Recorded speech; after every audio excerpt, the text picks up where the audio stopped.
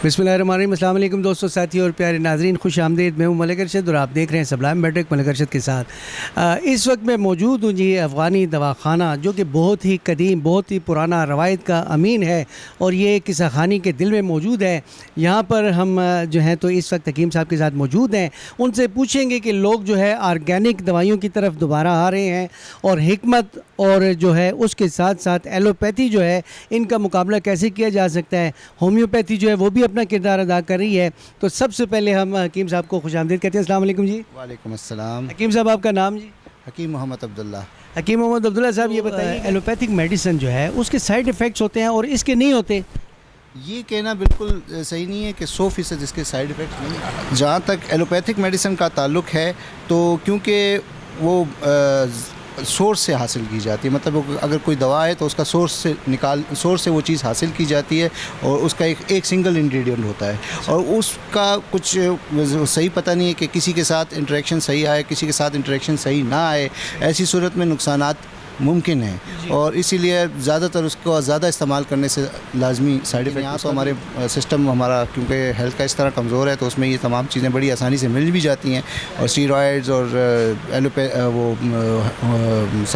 क्या नाम है एंटीबायोटिक्स हो गई और इस तरह की चीज़ें जो हैं वो आसानी मिल जाती हैं। तो नतीजा उसका ये है कि ज़्यादा से ज़्यादा लोगों को नुकसान पहुँच रहा है और बगैर प्रिस्क्रिप्शन के लोग ले रहे हैं। तो ये कहना कि हमारी जो अगर साइड इफ़ेक्ट्स की बात की जाए तो जितनी भी रवायती के इलाज होते हैं उनके साइड इफ़ेक्ट्स कम हैं, ये नहीं कहा जा सकता कि बिल्कुल नहीं है, और उनके अलबत्ता एलोपैथिक मेडिसिन भी काफ़ी हैं। अच्छा, बुनियादी उसूल क्या है, मतलब है कि एक जनरल हेल्थ को ठीक करने के लिए आप में और मतलब है कि ये जो हकीमी दवाई है और उसके अलावा दूसरी जो एलोपैथिक है, इसमें बुनियादी फ़र्क क्या है? उसमें जो है तो वो दी जाती हैं, क्या कहते हैं, जरासीम कुछ अद्वियात दी जाती हैं, एंटीबायोटिक्स दी जाती हैं, और आप क्या स्टीरॉइड्स क्या चीज़ है, ज़रा आप ये बताइए। स्टीरॉइड्स एक किस्म का आप कह सकते हैं मादा या एक किस्म का अंसर है जो कि निकाला जाता है मुख्तलिफ ऑर्गेनिक भी और इनऑर्गेनिक दवाइयों से भी केमिकल तरीके से हासिल किया जाता है, जो कि जिसका मकसद ये है कि जिस्म को इतनी ताकत दी जाए ताकि वो अपने मर्ज़ से लड़ सके। तो मकसद उसका है तो, लेकिन उसका एक हद से ज़्यादा इस्तेमाल इंतहाई ख़तरनाक है गुर्दों के लिए और दिमाग के लिए और दीगर अज़ाए इंसानी के लिए काफ़ी ख़तरनाक साबित हो सकते हैं। और हमारी जो तिब है उसमें क्योंकि अगर किसी भी चीज़ में जो कुदरती क्योंकि चीज़ें उसमें इतनी ज़्यादा क्वांटिटी नहीं होती कि वो किसी को नुकसान पहुंचा सके, इसीलिए अगर मामूली तौर पे कोई थोड़ा बहुत वक्ती तौर पर इसका असर महसूस भी होगा तो वो ख़त्म हो जाएगा कुछ दिनों में। क्योंकि जैसे ही जिस तरह की ग़िज़ा है वो कोई खुराक ऐसी खा ली, गर्म चीज़ बहुत ज़्यादा खा ली। अच्छा, दूसरा बुनियादी फ़र्क जो आप कह रहे हैं उसमें एक बुनियादी फ़र्क ये भी कि जो मिजाज का जो मामला है, जो हम माना जाता है कि गर्म है ठंडा है, ये एक रिवायती तिब का या तिब यूनानी का वो है। हालांकि वो एलोपैथिक में इसका कोई कॉन्सेप्ट नहीं, वो मानते ही नहीं इस चीज़ को। तो ये भी एक बुनियादी फ़र्क आप कह सकते हैं। बाकी ये कि दीगर जो तिब में हर तिब का अपना एक फ़लसफ़ा है, जैसे तिब यूनानी है उसका अपना एक फ़लसफ़ा है, आयुर्वेदिक है उसका अपना एक फ़लसफ़ा है, तिब मुफ़रद अज़ा है उसका अपना एक फ़लसफ़ा है, होम्योपैथिक का अपना एक फ़लसफ़ा है। तो हमारा तिब यूनानी का फ़लसफ़ा जो है वो बेसिकली आया हुआ है सारे का सारा पीछे कदीम यूनानी फ़लसफ़े से लिया हुआ है, जिसमें वही 4 अनासर हैं, आग, हवा, पानी और ज़मीन का जो कॉन्सेप्ट है उसकी बुनियाद पे उसको मिजाज का तयन किया गया है कि हर चीज़ उसी से बनी हुई है और उसके हर चीज़ अपना मिजाज रखती है तो उसके मुताबिक अद्वियात दी जाती हैं। वो बाकायदा एक मुकम्मल फ़लसफ़ा है फिर। अच्छा, ये भी देखने में आया कि आप लोग कुश्ताजात बहुत ज़्यादा देते हैं, तो ये कुश्ते किस लिए दिए जाते हैं? कुश्ते बेसिकली जो होते हैं वो उमूमन धातों के बनाए जाते हैं और उनमें ये जिस तरह आप कह सकते हैं कि एलोपैथिक में आप जिस तरह मिनरल्स का एक कॉन्सेप्ट है, तो धातें मतलब पत्थर होते हैं, कोई भी पत्थर हो, ज़्यादातर पत्थरों के बनाए जाते हैं या किसी किस्म की धात के बनाए जाते हैं, जैसे लोहा हो गया, तो वो इसलिए ज़्यादातर अमूमन कुश्ते धातों के ही बनते हैं और उसका मकसद ये होता है कि वो मिनरल्स जो हैं वो उनको पहुंचाए जाए और उसको इंतहाई वो पतला कर लिया जाता है। लेकिन बदकिस्मती हमारे पाकिस्तान के सिस्टम की है कि यहाँ पर कुश्तों के नाम पे लोग बीच में एलोपैथिक मेडिसिन बना के कुछ जो अताई किस्म के लोग होते हैं, जो क्रैक्स होते हैं, वो दे देते हैं और ये इसमें तिब यूनानी का कोई कसूर नहीं है, इसमें कसूर हमारे सिस्टम का है। जो है وہ اس چیز کو اس کا ناجائز استعمال اس میں اسٹیرائڈ ملا کے دے دیتے ہیں, تو بدنام طب ہو جاتی ہے, طب یونانی ہو جاتی ہے. حالانکہ طب یونانی میں اس کا کوئی کانسیپٹ نہیں, اور کشتہ بڑی بے ضرر چیز ہے اور کوئی نقصان نہیں دیتا. عموماً ایک رائے پائی جاتی ہے کہ کشتہ جو ہے وہ گردے میں پتھری کر دیتا ہے. یہ ایک بڑی گردے فیل کر دیتا ہے, گردے پہ پتھری کر دیتا ہے. لیکن یقین کریں ایسے ایسے کشتے بھی ہیں, جیسے ایک بڑا مشہور کشتہ ہے کشتہ حجر الیہود, جو کہ استعمال کیا جاتا ہے صرف کترے کی گردے کی پتھری کو توڑنے کے لیے. تو معاملہ اس کے برعکس ہے, معاملہ اس کے برعکس ہے. وہ صرف منرلز ہوتے ہیں, وہ کوئی اتنا زیادہ نقصان نہیں دے سکتے. یقین کریں پانی جو ہم استعمال کر رہے ہیں آج کل جو ہمارے ملک میں تو حالات آپ کو پتہ ہیں, اس میں اتنی گندگی موجود ہے کہ وہی پتھری کرنے کے لیے کافی ہے, کوئی دوسری تیسری چیز ضرورت ہی نہیں ہے کسی دوا کی. تو اس لیے یہ ایک بدنام کیا ہوا سسٹم ہے. ہاں مسئلہ صرف اتنا ہے کہ ہیلتھ کا ہمارا نظام اس قسم کا ہے کہ بدقسمتی سے کہ اس میں جو لگے کچھ عطائی قسم کے لوگ, کویک قسم کے لوگ گھس گئے ہیں, اور وہ کشتے میں اسٹیرائڈ کو کشتے کے نام پہ بنا کر اور ایلوپیتھک میڈیسن کو توڑ کے اور بیچ میں ڈال کے بیچ رہے ہوتے ہیں. اچھا یہ بتائیے گا کہ یہ جب یہ کیا کہتے ہیں اس کو, جب یہ کرونا آیا تھا نا, تو اس میں حکمت ہمیں بے بس نظر آئی. اس میں تو ڈاکٹر بھی بے بس نظر آئی, ایلوپیتھک بھی بے بس ہی نظر آئی. جو ویکسین بنی ہے تو وہ ایلوپیتھی کی اس سے بنی ہے. ایلوپیتھک کی ویکسین بنی تو کیا کس حد تک پراثر ہے یہ تو ابھی تک اس کا تعین ہوا ہی نہیں. یہ بھی تو ابھی تعین ہونا ہے. اور اگر اتنی پراثر ہے, میری خود فیملی جو ہے میری, تو وہ کافی آپ کے بھی دوست ہوں گے, آپ باہر کیوں آپ کو بھی ہوگا, جو لوگ باہر ہیں جنہوں نے وقت پہ لگا لی تھی ویکسین, ابھی ان کو دوسری تیسری دفعہ ویو کیوں آ رہی ہے پھر, اگر اتنی پراثر چیز ہے تو ٹھیک ہے. یہ بات, یہ ایک نئے مرض آتے رہتے ہیں اور یہ آتے رہیں گے. ایپیڈیمک اور پھر نئے امراض چلیں ایپیڈیمک تو ایک ہے نا, طاعون ہے, یہ جو بھی ہے, لیکن نئے امراض آتے رہیں گے. ٹھیک ہے, اس کا بنیادی حل یہ نہیں ہے کہ جی آپ کسی ایک فیلڈ میں کہ یہ اچھا ہے یا وہ ہو رہا ہے.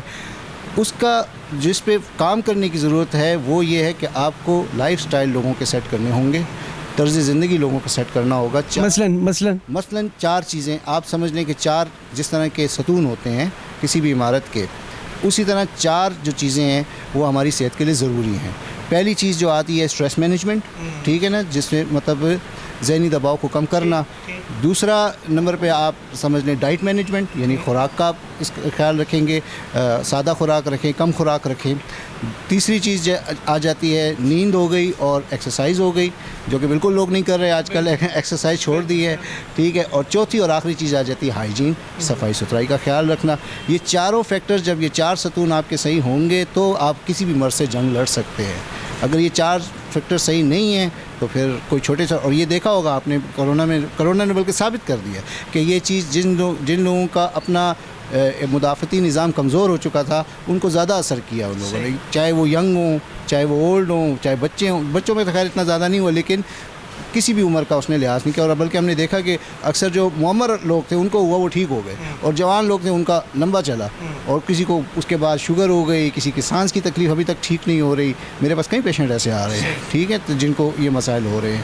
تو یہ کہنا کہ اس میں کوئی فیل ہوا, کوئی میرے خیال میں کہ ساری کے سارا جو طب کا نظام ہے, چاہے وہ ایلوپیتھک ہو, یونانی, وہ سب ہی فیل ہو گئے, بے بس نظر آئے. وہ سب کے سب بے بس نظر, کیونکہ ایک نیا مرض تھا. اچھا یہ حکیم صاحب یہ بتائیے گا کہ آپ کی جتنی بھی دوائیاں ہوتی ہیں ان میں شہد بہت زیادہ استعمال ہوتا ہے, اس کی کیا وجہ ہے؟ شہد بیسکلی پہلے زمانے میں پریزرو کرنے کے لیے چیزوں کو استعمال کیا جاتا تھا بہت زیادہ. اب صرف دواؤں کو نہیں, غذاؤں کے لیے پریزرویشن کے لیے. کیونکہ مثال کے طور پہ آپ کو ایک مربے آپ نے سنا ہوگا, تو مربے پہلے تو ریفریجریٹر نہیں ہوتا تھا, تو اس کو پریزرو کرنے کے لیے وہ کیا کرتے تھے, مربے بنا لیتے تھے.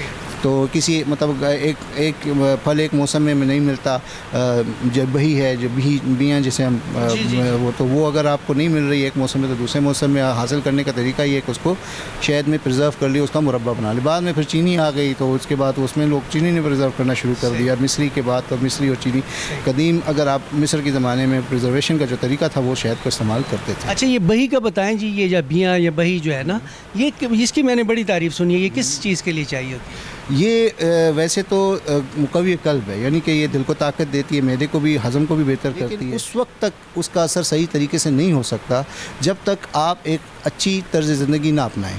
اور اگر مثال کے طور پر ٹھیک ہو بھی گیا ٹھیک ہے. تو پھر بار بار یہ بالکل اس طرح کی مثال ہے کہ پیر میں آپ کے زخم ہے اور کسی جوتے کی وجہ سے وہ زخم ہو رہا ہے, لیکن وہ آپ جوتا تو بدلنا نہیں چاہتے, لیکن وہ زخم کو مرم لگا کے اس کو ٹھیک کرتے جا رہے ہیں بار بار, وہ دوبارہ زخم ہرا ہو جاتا ہے اور پھر دوبارہ سے وہ آپ کو تکلیف ہونا شروع ہو جاتی ہے. تو اس لیے بہتر یہ ہے کہ اپنی طرز زندگی, اپنے لائف سٹائل پہ زیادہ فوکس کریں.